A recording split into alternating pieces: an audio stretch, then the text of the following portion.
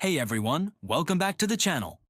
When you think of Leonardo da Vinci, what comes to mind? The Mona Lisa's mysterious smile? The Last Supper? These are masterpieces, no doubt.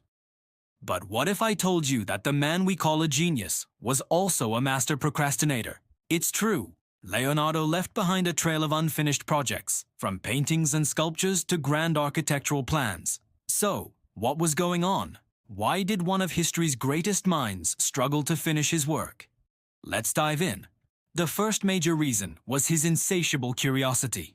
Leonardo wasn't just a painter. He was a scientist, an inventor, an engineer, a musician, an anatomist. You get the picture. For him, a painting wasn't just about creating a beautiful image. It was a scientific experiment. He'd get obsessed with understanding how light hits a surface, the precise anatomy of a muscle under the skin, or the geological formation of a rock in the background. His notebooks are filled with thousands of pages of sketches and studies on everything from bird flight to river currents. He was so busy trying to understand the world that he often lost interest in the painting itself once he'd solved the intellectual puzzle it presented. The process was more exciting than the final product.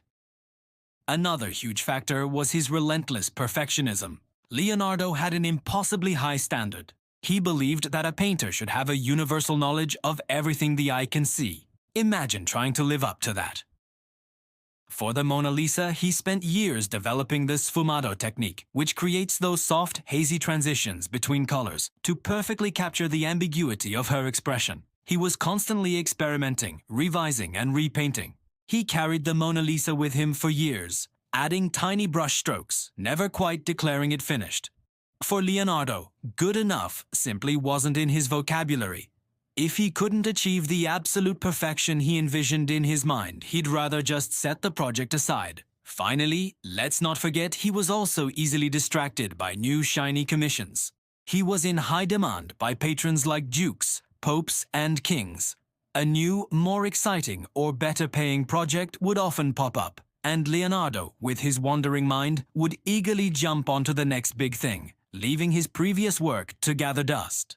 So, was he a failure for leaving so much undone? Not at all. In a way, his unfinished works give us an even deeper insight into his brilliant, restless mind. They are a testament to his boundless curiosity and his refusal to settle for anything less than perfection.